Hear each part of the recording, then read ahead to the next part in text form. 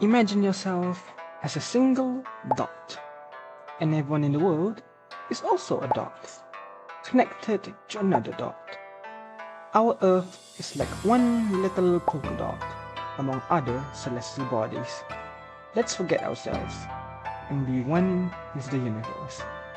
This is how the artist Yayoi Kusama sees herself within a world of polka dots.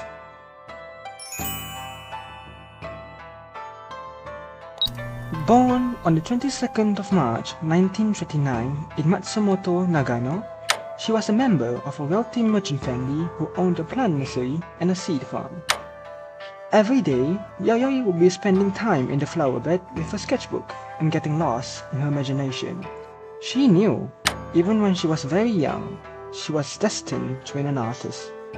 At the age of 10, Yayoi starts experiencing vivid hallucinations which she describes as flashes of light, auras, or dense fields of dots.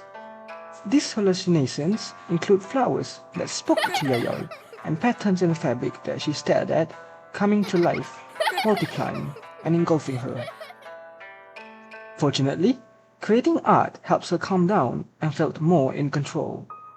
Her mother was not supportive of her creative endeavors, so Yayoi would rush to finish her art because her mother would take it away to discourage her. Her mother insisted her to become a housewife instead. Despite this, Yayoi was able to convince her mother to send her to the Kyoto Municipal School of Arts and Crafts in 1948. She went on to study Nihonga painting, but feels frustrated with this distinctly Japanese style and became interested in the European and American avant-garde, staging several solo exhibitions of her paintings in Matsumoto and Tokyo in the 1950s. She starts her early career in Japan depicting abstract natural forms in watercolor, gouache, and oil painting, primarily on paper. She began covering surfaces of walls, floors, canvases, and later household objects, and her assistants with polka dots that became a trademark of her work. One day, Yayoi saw a work of a famous artist, Georgia O'Keeffe, from one of her books. Amazed and inspired, she decided to write her a letter and send some of her drawings. Surprisingly, Georgia replied and also sent letters of introduction to important people in the New York art world. In 1957, she burned all 2,000 of her previous artworks and traveled to New York to start her art career anew at the age of 27. Yayoi would later write, "If Georgia hadn't answered my letter, I'm not sure I would ever made it to America." When she first moved to New York City, she stood at the top of the Empire State Building and promised to herself to become world famous for her paintings, for her sculptures, and her extraordinary creative energy.